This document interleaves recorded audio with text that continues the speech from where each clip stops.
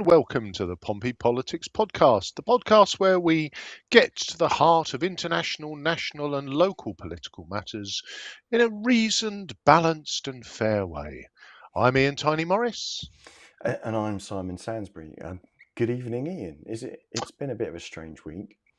Well, they say a week is a long time in politics, do they not? And what a long week it was, and Thursday in particular was extraordinarily long for both of us and for many of the candidates as well as the toughest job interview in the world came to a conclusion at around 3 o'clock in the morning for most of the candidates.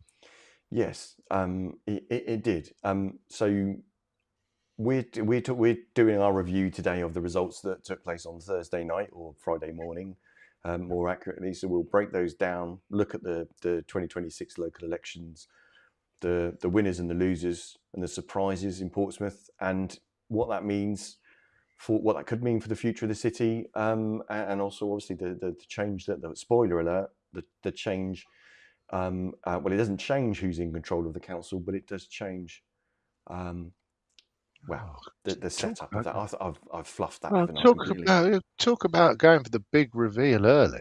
If our listenership and watchers drop now, you'll know that it's entirely your fault at this point. It, So it was. It was entirely yeah, my fault. But while I fluff that up, do please remember to give us a like, follow, a comment, or subscribe on YouTube, and the links are in the chat of the different ways you can watch us if you'd rather watch us vertically or if you'd rather watch us horizontally, whichever takes your fancy.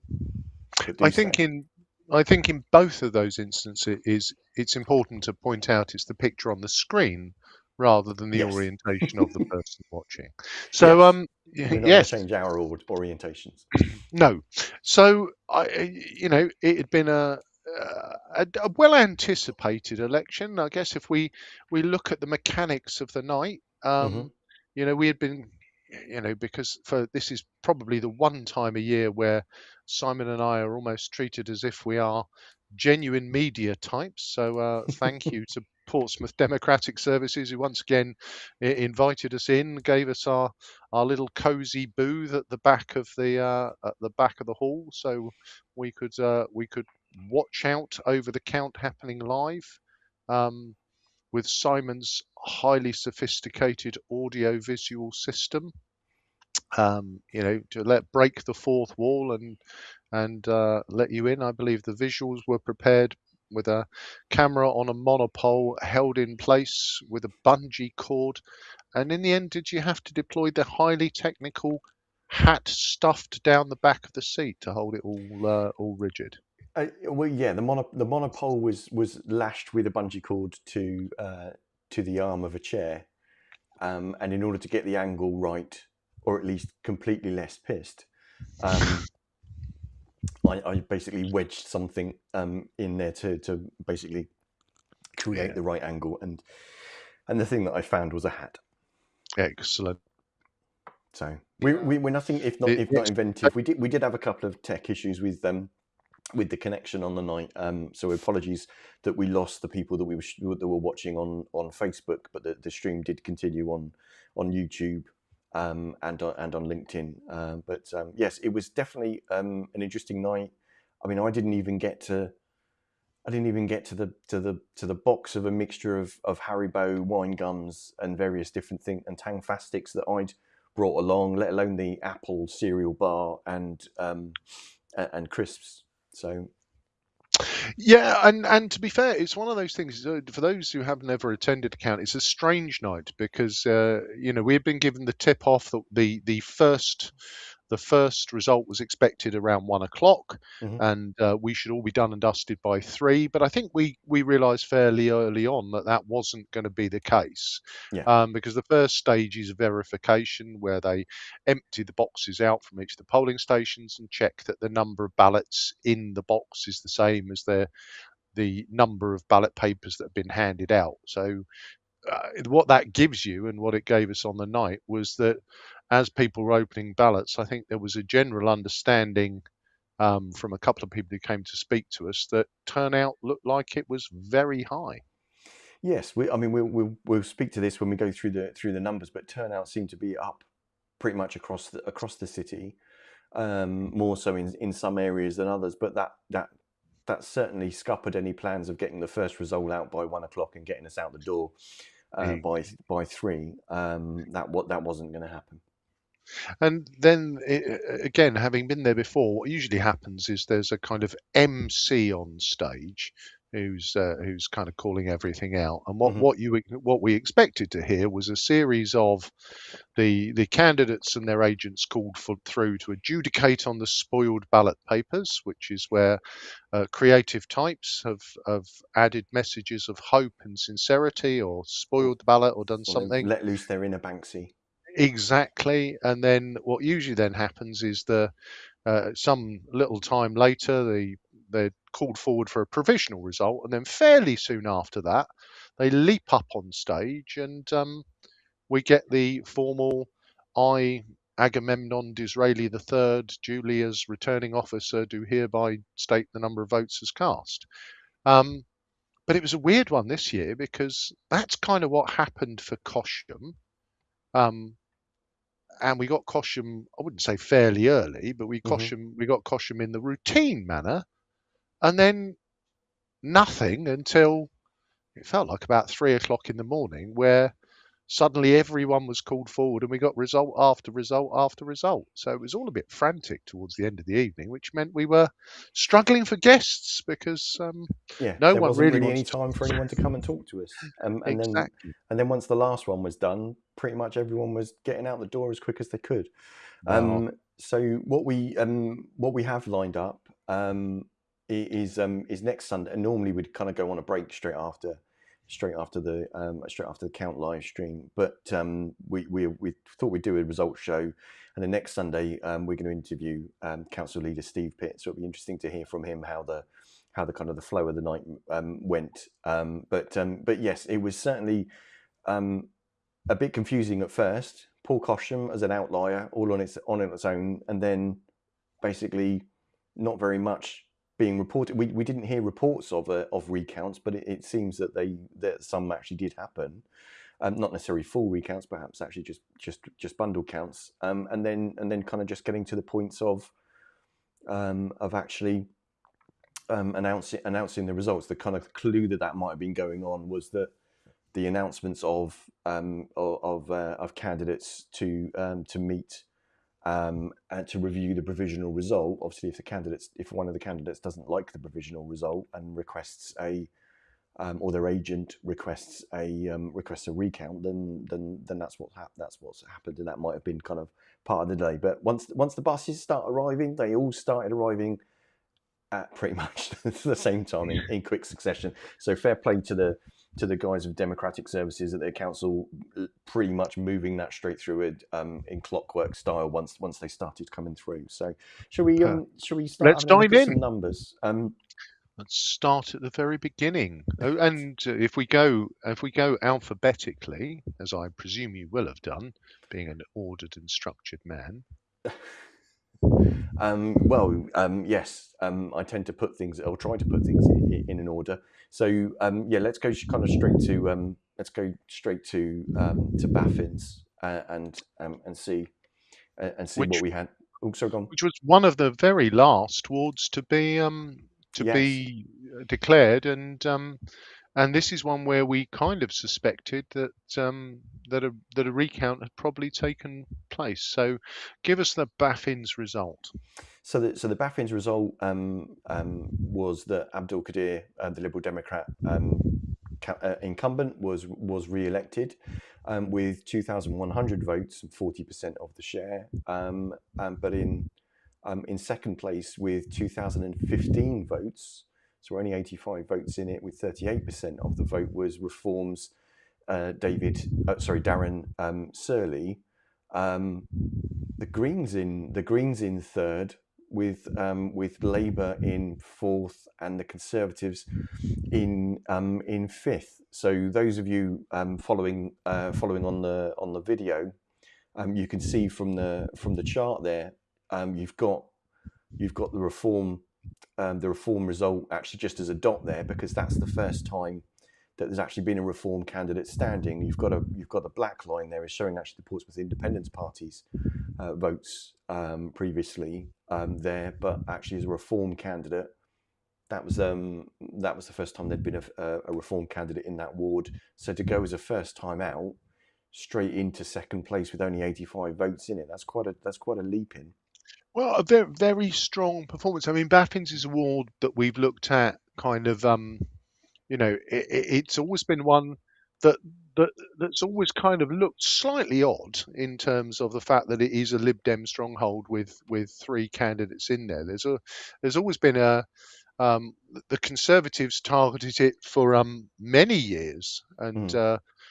Terry Norton for Baffin's became Terry Norton for um, Drayton and Farlington as a Conservative, and Joe for Baffin's became Joe for Paulsgrove, and both have now were the turquoise of light blue. Um, I guess perhaps not a surprise. I think a couple of years ago, Paul Oakley Cleef, who stood for the Portsmouth Independence Party, came second. Hmm. And so I think this is one where I think when we did our predictions, this was one where did I think that Lib Dems would still hold it?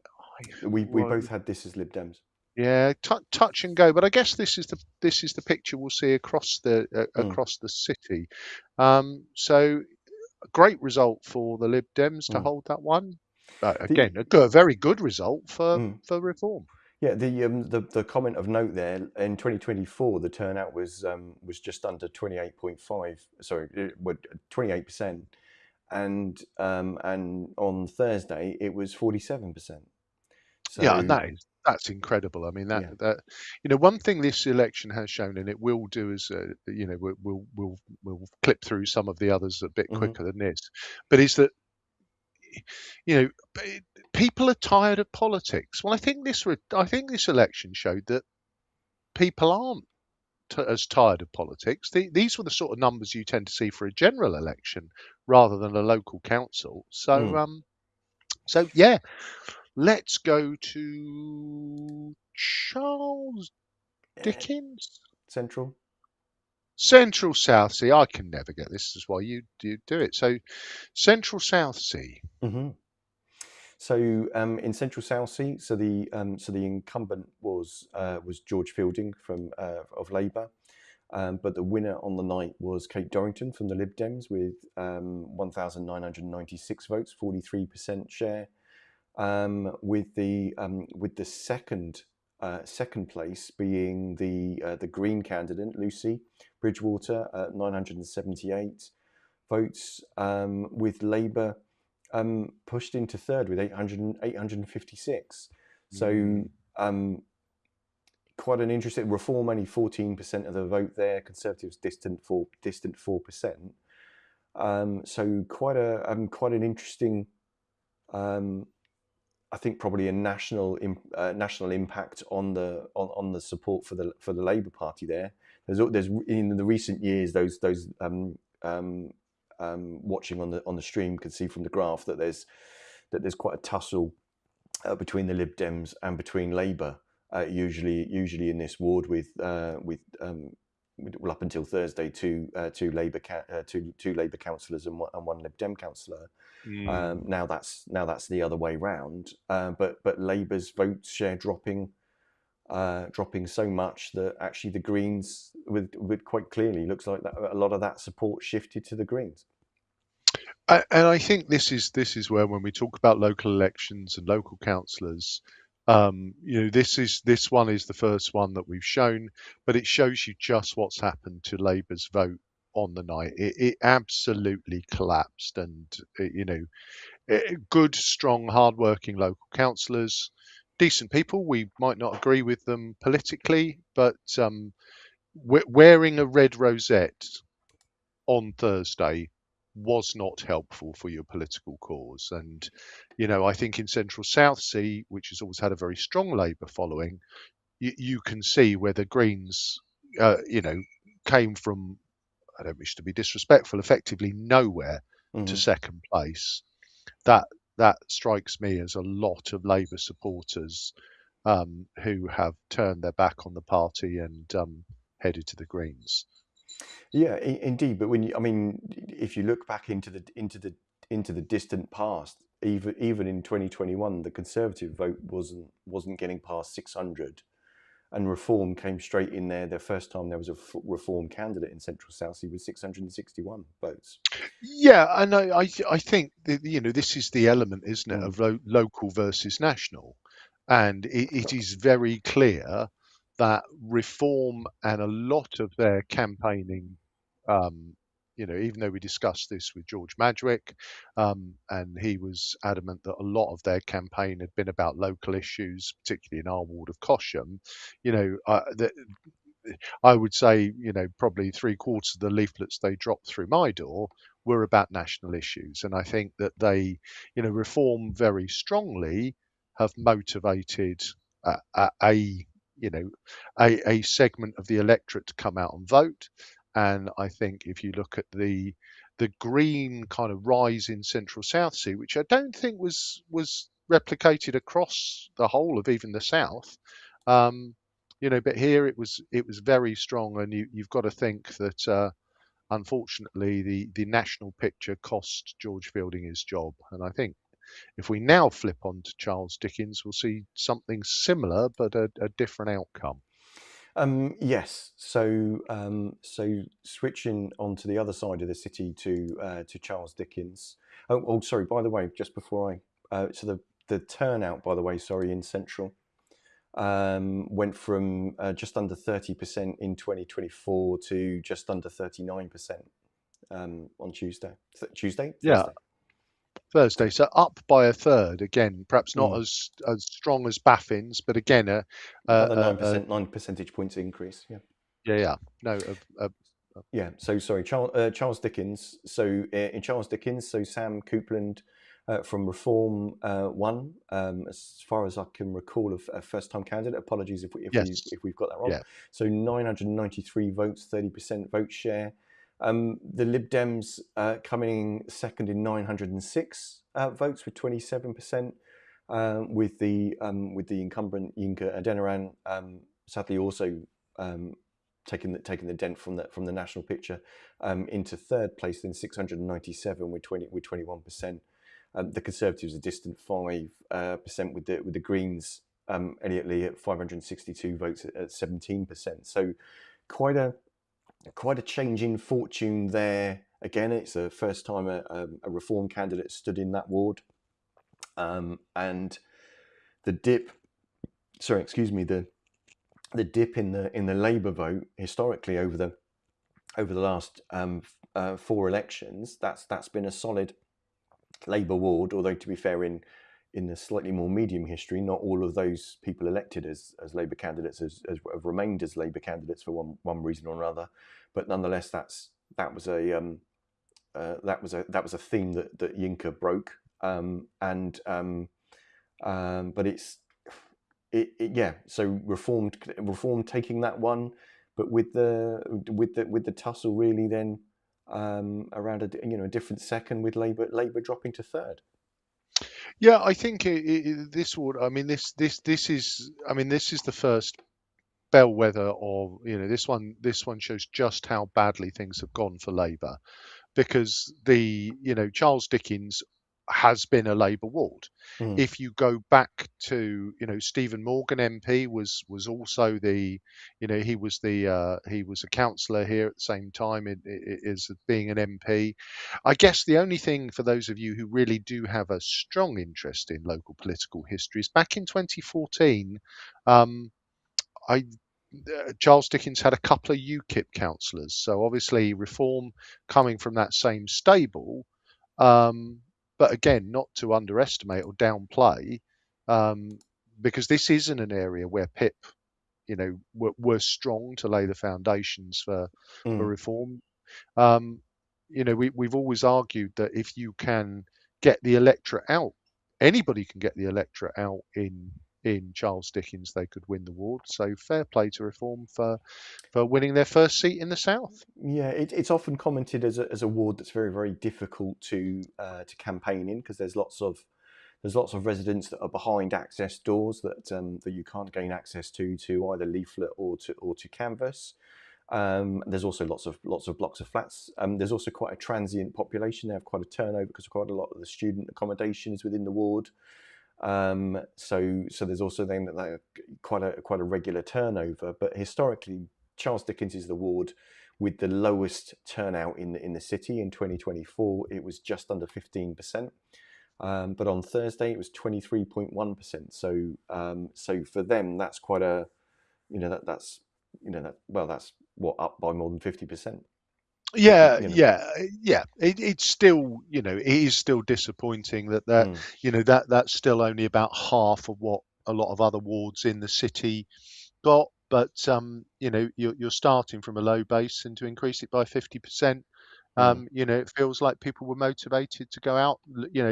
Word for the Lib Dems there, from a standing start to get within less than 100 votes, as pretty remarkable. Yeah, I mean, it was.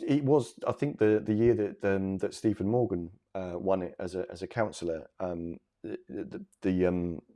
person that he the incumbent, sorry, that he won against, there was a Lib Dem incumbent. So it has a history over time of kind of changing hands. It's just in the more recent history has been more red, but time will tell whether that turns into a more of a turquoise thing or not. And we did have a comment in the chat, so thank you, Elliot, for confirming. Elliot has confirmed that there was a bundle check for Charles Dickens. Yes. So for those, when we talk about a bundle check, so when there's a request for a recount, there's either a full recount, essentially you rerun counting putting into piles every single ballot and going through those, but they're normally put into bundles. I might be wrong, so someone please correct me. They're put into kind of bundles of 50, and the bundle check is just checking that the bundles. You're essentially just counting up the number of bundles and any odds, just to see whether that's the case. The potential there is if the ballot that's on the top of the bundle is actually candidate A, and actually all the other ones are actually candidate B, then that bundle is being counted against the wrong candidate. So that would kind of explain things there, and indeed the numbers there being so close. Yep. 87 um, Yep. in it there. So yeah, that was another tight one. So where to next? Gosham. Okay, so we're going to skip Copner, or are we? Sorry, that was unfair. Well, let's do Copner. Um, so Copner. Oh, sorry. Let me just change my graphic. So Copner. We had Carl Inman from Reform winning with 38% of the vote, 1,616. The incumbent was Ben Swan from the Conservatives, 1,095, so 26% of the vote. The Greens and the Lib Dems at 12% of the votes, so 520 and 500.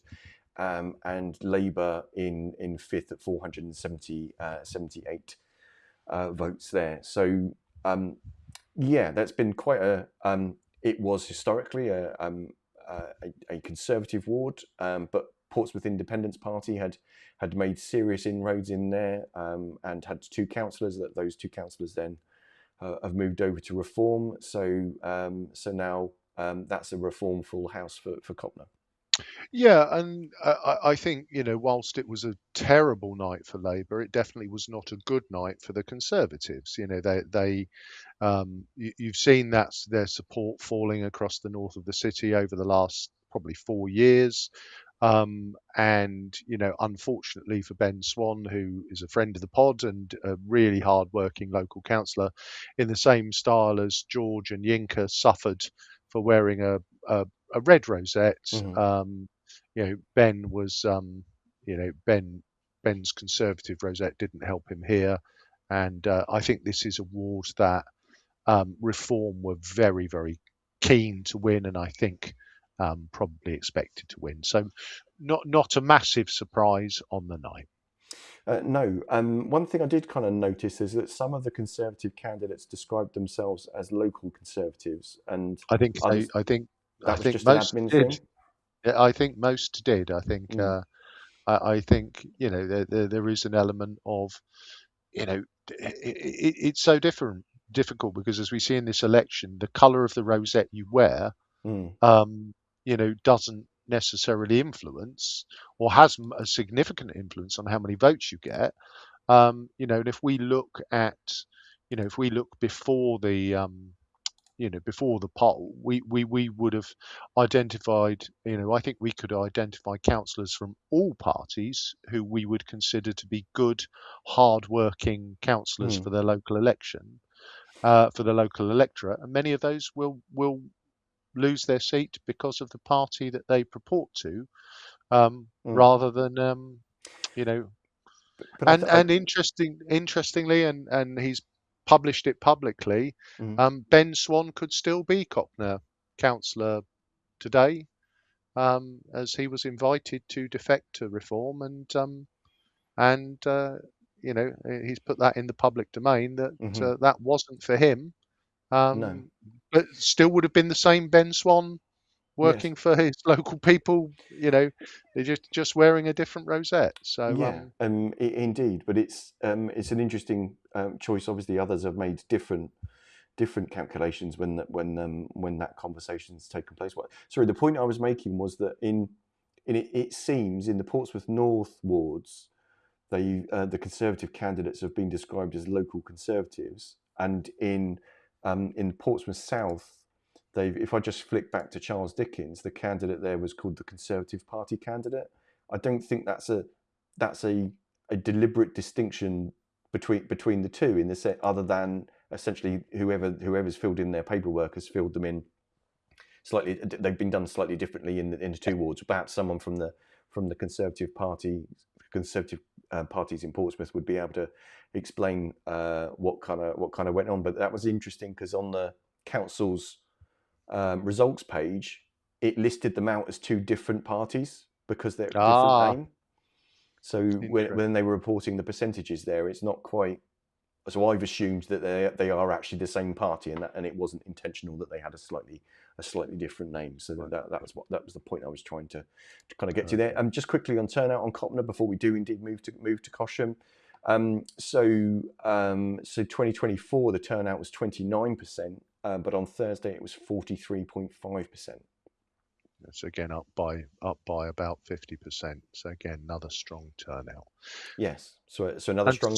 So we both called Copner right. I think Charles Dickens in our predictions. Was that the one? I can't. No, I think was that the one that I can't remember. But I think Charles Dickens. We both had as reform. But yeah, let's move on to merry old Cosham, shall we? Let's dip off the island for a second. Still part of Portsmouth, just to clarify. yeah, Um, no, nothing so exclusive. Cosham. So Lamara Fudge for Reform, 1,881 votes with 42% share. Ashkar Shah for Labour, who was the incumbent, 1,747, so 39% vote share. So again, kind of relatively close. Alex de Olivia Martins for the Greens, 425, 10%, which is quite an improvement on what they'd got in previous years, and indeed Tim Suffolk for the Lib Dems, 374, 8%. That was an increase on 2024, but again in Cosham, the history was there was a PIP candidate elected in 2024, but they were one of the ones that has also moved over to Reform. So it's now one Labour and two Reform. If you were Shah, you'd be raging. You'd be absolutely raging and so frustrated, I think, because if you look at the Cosham ward, Mm. no Conservative because of an administrative blunder. So, where did those votes go? You know, and you can't presume they all went to Reform because they may not have No, done. But it would not have helped him. If you look at the Greens, another 400 votes there. Um, and if you look at Shah's personal vote, I don't think you will see another Labour candidate with 1,000 votes. Now, I'm doing this from memory, so I might be proved wrong as we go through.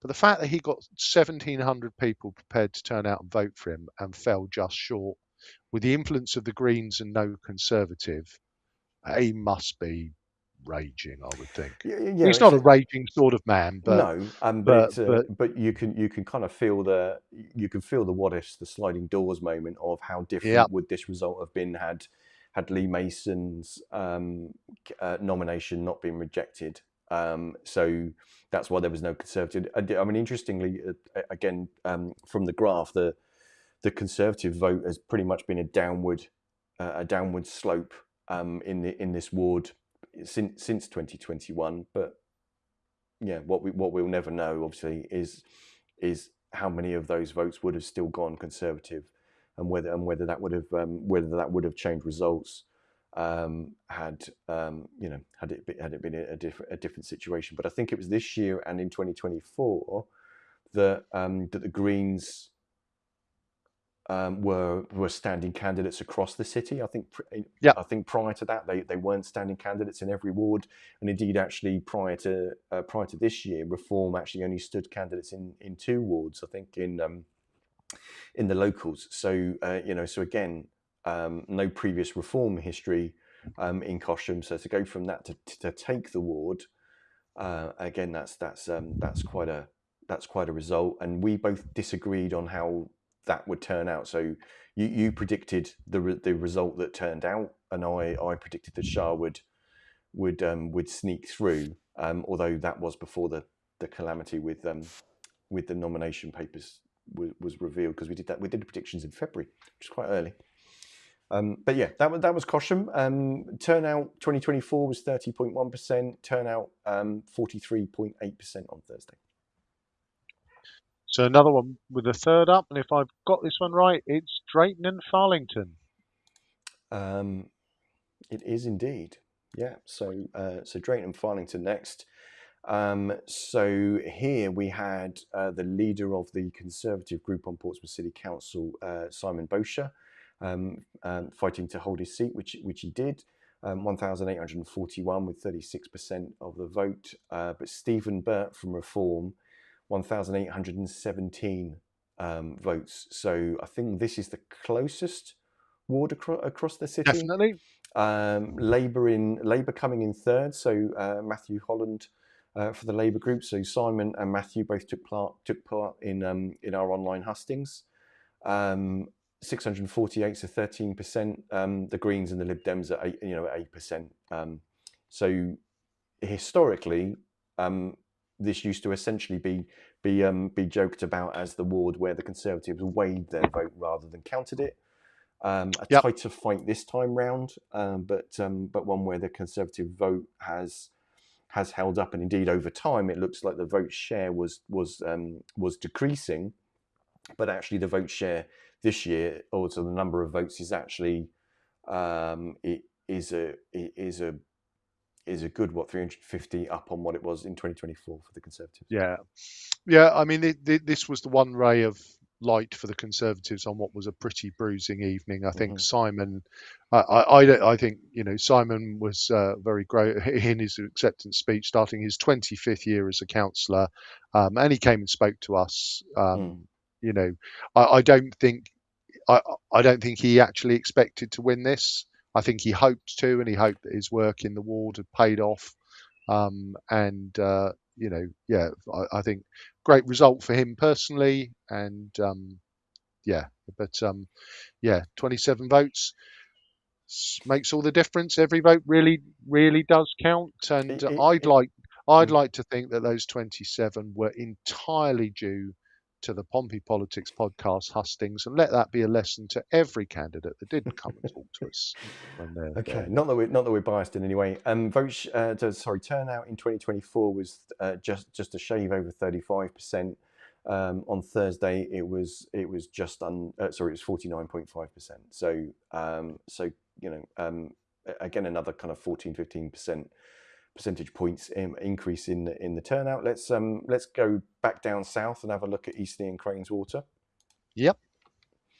So E&C, so incumbent Matthew Winnington for the Lib Dems retaining his seat with 1,900 votes, 41%. John Hill for Reform coming in second at 1,117, so 24%. The Greens taking third there, 619 with 13%.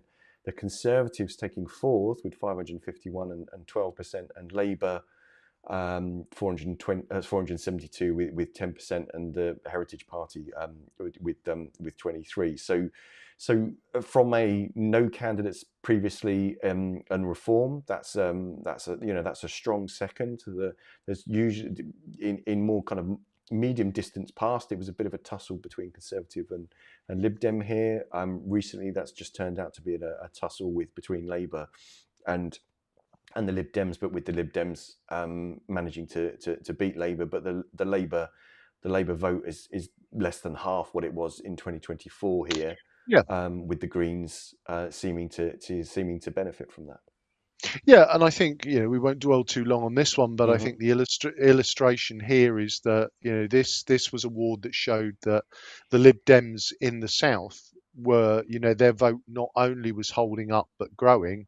John Hill, very respectable performance for Reform, but ultimately the Lib Dem vote staying strong in ENF. Yeah. Turnout 2024, just a shave under 38%. And on Thursday it was 48.6%. So again, an increase, but not as much as some of the other wards that we were looking at. But yeah, again another kind of interesting night from a national impact and how that was working out. Fratton. Yes, so Fratton, and we both predicted E&C to be to say Lib Dem. So in Fratton, I think so. I predicted a Lib Dem win. I think you predicted a Reform I think I gain. did in this Yeah. one. Yeah. So the Lib Dems won this 1,518 with 39%. So that was Billy Ansell. In second place, Jacob Short for Reform, 1,162, so 30%, with the Greens in 14%. Lay the incumbent Tom Coles for Labour down into fourth place with 12% of the vote, 454 votes, and the Conservatives a fifth with 5%. So again, a national picture kind of dent there from we've had Tom's been on the podcast a couple of times, and has and also took part in our multi ward online hustings. Yeah, unfortunately, kind of that seemingly dent in the Labour vote there, seemingly going towards the Greens. Yeah, we But had with the Lib Dems really pushing up their vote, nearly doubling their vote against 2024 to take the ward. Yeah, I mean, we had an informal conversation at our informal interview station, which was just outside the gents' toilets, with Tom early in the evening. And Tom's a kind of philosophical guy and is very reasonable. And he kind of did I think I'm fourth. And like, no. And he said, yeah, I think so. He said it's looking like an absolute disaster for Labour. He said, well, I've had 8 good years. I enjoyed being Lord Mayor. I've had a Mm, fantastic time, but looks like the electorate have spoken. And I think this is one where, I know predicted Reform would win it. Jacob Short has been campaigning, probably in the ward now for 4 or 5 years, very mm, actively. Um, Quite a protege for Pip, and obviously, has followed the path to Reform. And yeah, I thought this was going to be his year, but it looks, again, this was another case of the Lib Dem vote in the south, where they've already got a foothold. For me, this was the one where, and you called it, they strengthened that position and won the ward, which yeah, I was surprised at, and yeah, I and think Reform will be both surprised and disappointed that they didn't win this one. I think they quite possibly did expect, after many years of coming so very close. I mean, in 2024, um, there were three parties within 100 votes of each other, between the Lib Dems, between PIP as they were standing as then, and Labour. But unfortunately, yeah, this wasn't, Jacob's year. 2024, the turnout was 24.6%. Thursday, it was 36.2%. So again, up, Wow. but not up as much as some of the other wards there. Yeah, we'd predicted different conclusions on this one. And I just mentioned, thank you, Tim, for the correction. We had both predicted correctly. Charles Dickens. I think that we both got one each wrong. Right. And in your case that was Fratton, and in my case that was Cosham. So, which is also the tightest I think we've both ever been on actually our predictions. So that was interesting. So yeah, Fratton. That's Fratton. Yep. So should we move on to Hilsey? Yeah, not much to say about it. Is there? Read the numbers out. Yeah. So with Hilsey, oh sorry, just a second. I've just lost my. In a second.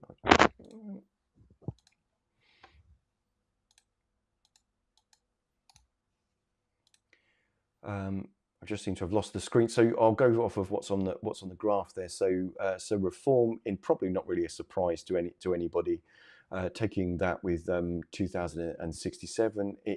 Although previously in the medium distance had been a conservative stronghold, PIP had really shocked the conservative Fortress Hillsey, and taken that for PIP, and then with all of those PIP councillors going over to reform, and again.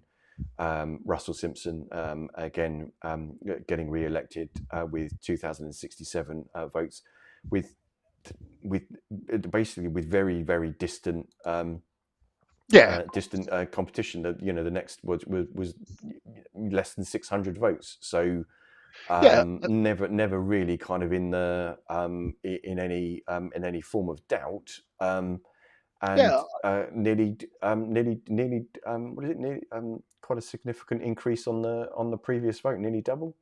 So Yeah, I think if you look at this one, Simon, you can look at it. mm, Look, Russell is a very strong, very visible, very active local councillor. yeah, So he's going to benefit from the reform effect. He's going to benefit from his hard work previously. No way he was going to lose this one. In the interest of time, let's yeah, rattle on. yeah, 49% of the vote share. So quite a convincing win. But just very quickly, interestingly, the Greens in second place on 14%, and Labour on 13% in third. So the Conservatives actually fifth. So for a ward they used to basically own, that's quite a significant change. So I've got my other screen back. Turnout 27% in 2024, 41.7% in 2026. Up by 50%. So yeah, good to see people motivated to vote. Yeah, indeed. So moving quickly on, so to Milton. The incumbent here, of course, was council leader Steve Pipp, for the Lib Dems. And the Lib Dems winning here, Steve, with 2,233 votes, so 46% of the vote share. So again, a significant increase in what it achieved in 2022. But with Reform taking second place at 1,273, so 26%. The Greens in third place. Previously, it stood repeatedly under Labour, Paul Ryan Savage, but now standing under the green flag, 16% of the votes in third. So again, quite a stonking validation there for the Lib Dems. But Reform had previously stood in 2023 and 24 in the ward, but come in basically under 250 votes, and to come from there up to 1,273 is again still quite a turnaround for them. Turnout 27, and now 45.7%, so 46%. Yeah, So massive I, increase there. I think Steve's got to be very pleased with that Yeah. result. Again, we thought when we analysed it that Paula, and with her local kind of recognisability, might take a chunk out of Steve's vote. But quite a comprehensive win for Steve, and endorsement of his leadership of the council, I guess. So Milton to Nelson. Indeed. So Nelson being a point of contention because this was where the incumbent was Jason Fazakerley, so who was elected as a Lib Dem and then moved to Reform.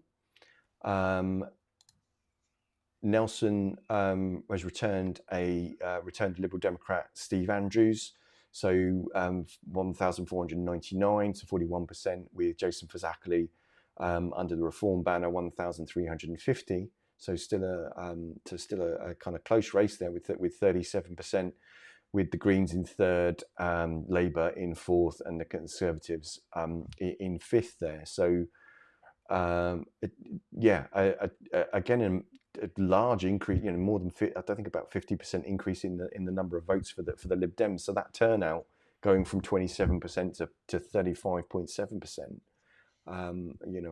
Again, that Uh, seems to have brought people out on more than one side.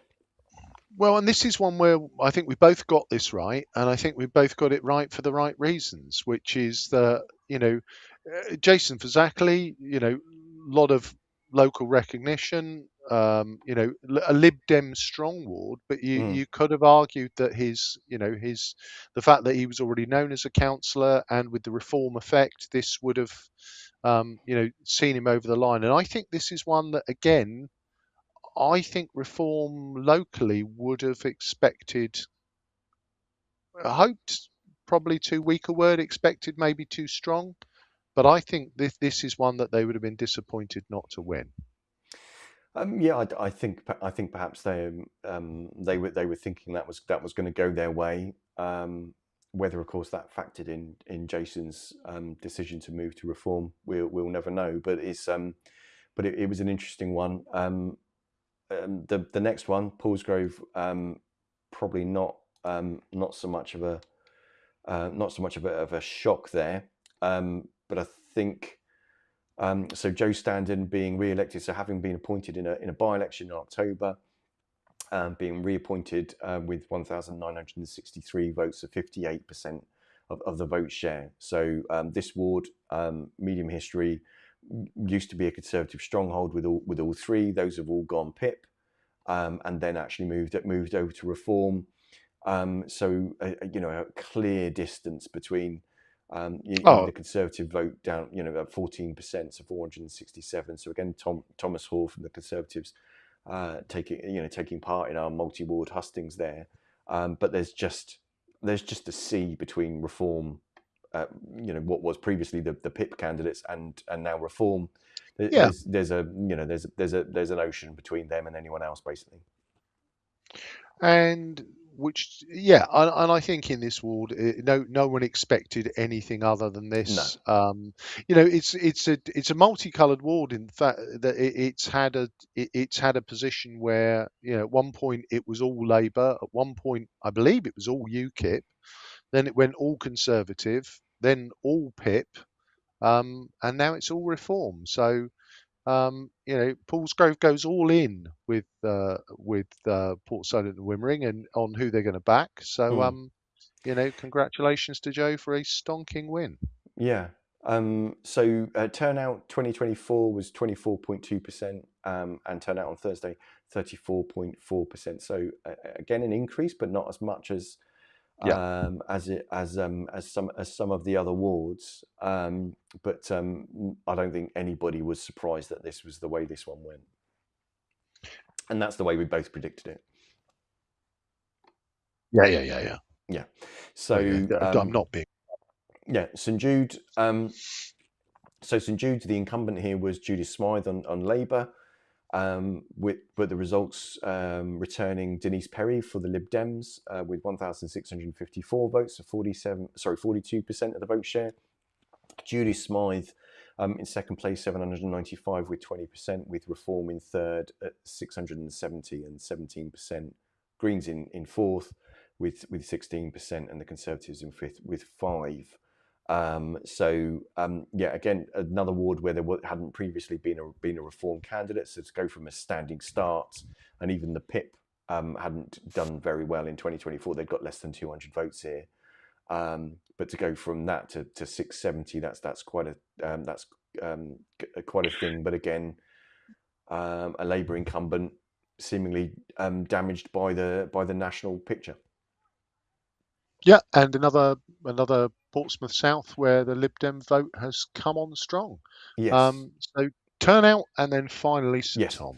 So turnout 2024 was 33.6%, and in 2026 it was 42.9. So again up by around 10 percentage points, but not as high as, so kind of around the median increase of the votes there. So an interesting thing there. So remember that the votes was 1,654, and then when I go to and we both predicted that Sir Jude would go this way, but then when we go to St Thomas, with the incumbent there being Mark Jeffrey in the Liberal Dems. This being all three being Lib Dems in this ward. Mark being returned with 1,646 votes, 43%. So I just thought it was interesting that actually the two wards that are Yeah. geographically right next to each other, both returned a Lib Dem with the number of votes actually being very, very close together. But the second place here being Reform with 784 votes at 21%. So quite a distance from the Yeah. Lib Dems, but still to take them to second, Labour going down from second in 2024 to fourth, with Greens taking third place with 666 votes at 18%.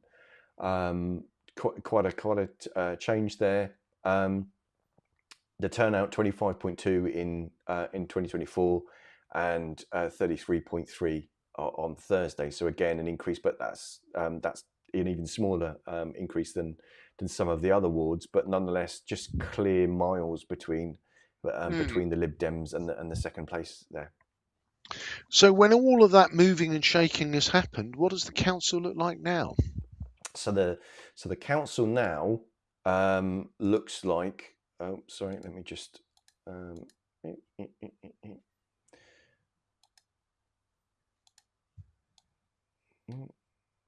So we went from a situation where we had 18. So before Thursday, we had 18 Lib Dems. We had 10 Reform, nine Labour, 4 Conservative, 1 Independent, and that's now 22 Lib Dems. So for those of you with a Taylor Swift inkling, that's why we kind of named the episode. Don't know about you, but it feels like 22. Yeah, So beautiful off that her takes red them album. into the Yep. majority. So with there being 42 councillors on Portsmouth City Council, 22 gives them a majority, which is I think the first time since 2014. Mm. But taking the Conservatives down to 3 seats, Labour down to 4, but Reform obviously cleaning up the rest. So quite a big night there. So that was how that kind of worked. Just before we kind of look at how our predictions kind of worked out. The other thing that I did want to say was was about actually how the difference was between the north and south of the city. Mm. So if you look at percentage terms in Portsmouth North, it was just under 42% Reform, and 19% Labour. 19% Lib Dem, with Labour and the Conservatives kind of very, very close around the 15% mark, and then Greens coming up to just over 10%. But in Portsmouth Mm. South, Lib Dems just under 41%, with Reform at 22.8%, and the Greens in third place there with 16.4%, and Labour in fourth place for the vote share in Portsmouth South. Now, considering both constituencies have Labour MPs, And this Mm. is just this is just a sum of the wards that are actually in those two different Yeah. constituencies. But it was just interesting to see how that split out. But yeah, overall vote share 32.5% Reform, just under 30% Lib Dem, Labour in third with 14%, and the Greens in fourth with 13. But the Conservatives, bearing in mind in years gone, they were they used to be running the council before 2018, less than 11% of the vote share. So quite a quite a change in fortunes in that 5 years. Yeah, and I think when and let's be honest, the Conservative vote has been collapsing for the last 4 years. This is not, whilst if I look at this in terms of badness to goodness, Mm. it was the biggest losers on the night were Labour. Four sitting councillors all wiped out, often beaten into third or fourth place. That the national impact has hurt them really badly. The Conservatives have had a bad night. The fact they retained one of their two councillors, I think, was a decent result for them. But elsewhere, we've talked about it before. Um, their votes are almost irrelevant. Now the Greens are a funny one, isn't it? Because I'd say they had an okay night. Um, one second place finish, but quite distant. Um, they don't seem to target anywhere. They've kind of picked up votes all over the place. You could argue that in a couple they've perhaps split the vote. And I would argue in Cosham they've given Reform a little bit of a leg up into that role. Reform is the funny one because if you look at their votes, they're the most popular party in Portsmouth. Mm. Their vote share's gone up. Vote share's colossal. They were, first or second in most wards. There were a lot of support for them, but I don't think they'll be pleased with their night's work Well, because I thought. Oh, sorry, gone. predictions were that they would win between 6 and 10 wards. And I think some of the folk within Reform were even predicting 10 or 12. And I think if we Yeah. go out 6, 8 weeks, you could almost have made a credible argument that at some point there was even fanciful talk they could win all 14. I mean, there was. I mean, to be honest, there was. I mean, there was talk on social media that was what they were thinking, but that obviously, like many things on social media, that's taken with enough pinches of salt to you need to see, Fanciful, you yeah. need to see a doctor. But the interesting thing for me was when you look at actually when you look at how they did in Hilsey, you know, more than 1,000 votes between them and anyone else, and how they did in Paulsgrove, where there's more than 1,500 votes again between them and anyone else. They almost overperformed in those wards, and had actually some of that could that have turned into if you look at like places like Nelson, where there was 150 votes in it, or other places where they were actually in closer contention. Drayton and Farlington, they were that close in it. If they'd have put, Yep. could that have been a different story? Had not wishing to give any party campaign advice, but it's they could have actually had some different results. In Baffins, in Drayton and Farlington, had Well, perhaps some of that. So it was interesting to see that. That actually, and obviously hindsight's a wonderful thing. It's very, very easy to sit here as an armchair political strategist and say that. But when you look at it afterwards, there were some places well, where they could have redirected some of that energy in it, and it would have got them well, probably another two well, wards. well, let me be playful with you, Simon, because I know you Okay. always love this thing. So Hmm. if I give them an extra 150 votes Yeah. in every ward, Yeah. they go from winning 5 to winning 8. Yeah. because they win Drayton and Farlington, they win Baffins, Yeah, and they win Fratton. Delighted, absolutely turning cartwheels, aren't they? yeah, At that point, if I take 150 votes yeah. from them, they lose Cosham and they lose Charles Dickens. And I think if they had only won 3 wards, that would have been an absolute disaster for them. Yes, it would certainly have been a very different night for them. So I just find that kind of interesting when there's no way to kind of get away. They've had a good night, but it certainly Of course they wasn't have. as much of a walk in the park as you kind of see in other places in the across the country, or indeed in Well, certain it, other it, places.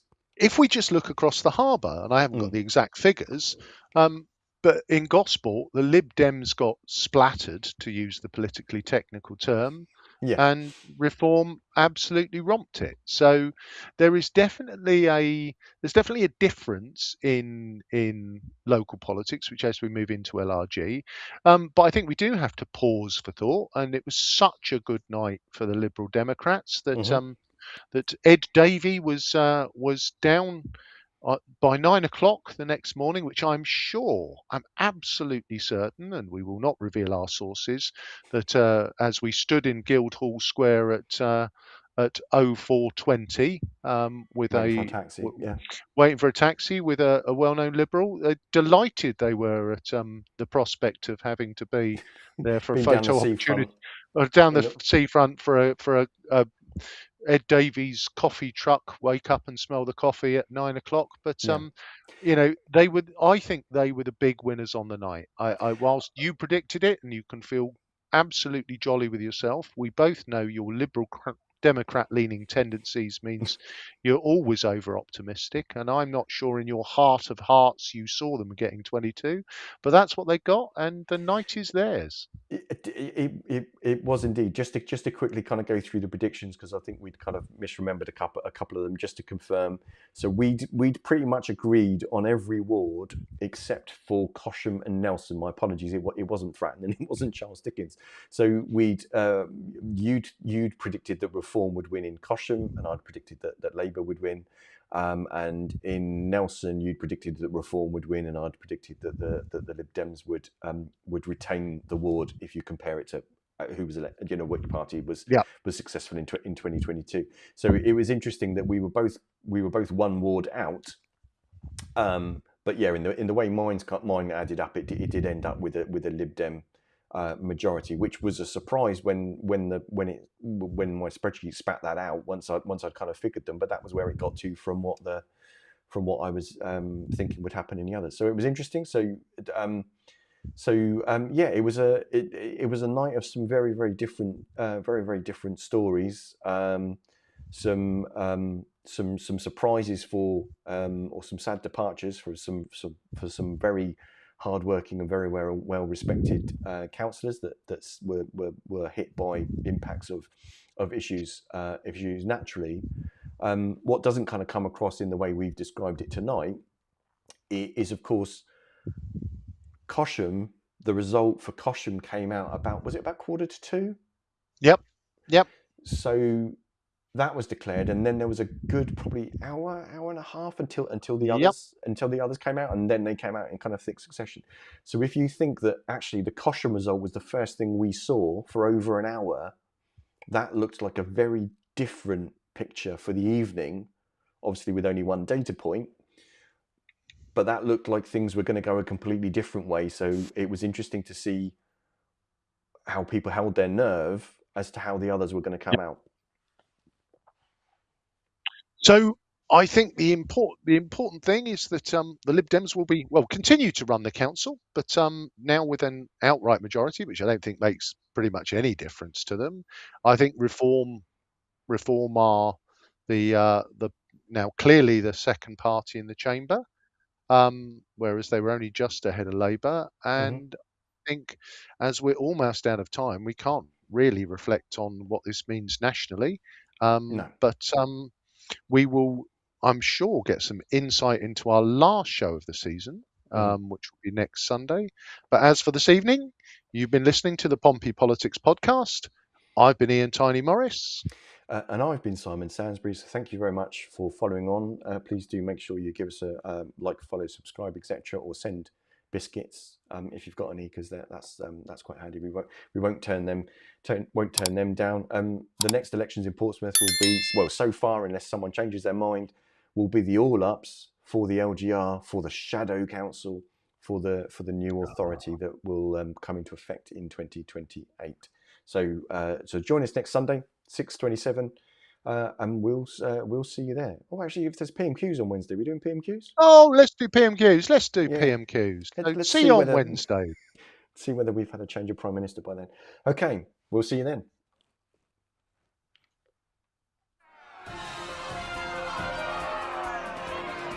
Don't forget to like, follow and comment on Facebook, or comment and subscribe on YouTube. Find us on all the social media platforms: Facebook, X, YouTube, Threads, LinkedIn.